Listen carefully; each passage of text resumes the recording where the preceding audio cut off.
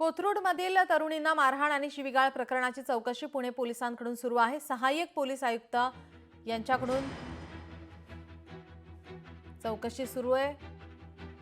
प्रकरणाची एसपी दर्जाच्या अधिकाऱ्यांकडून आता ही चौकशी केली जाते।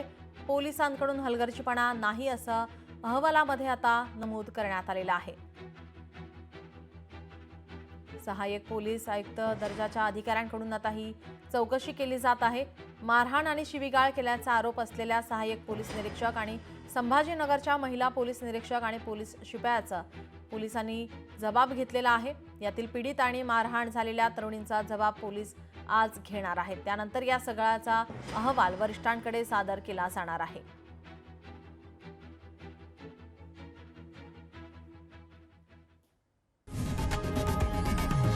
लोकशाही मराठी ऐका, पहा, जागरूक रहा।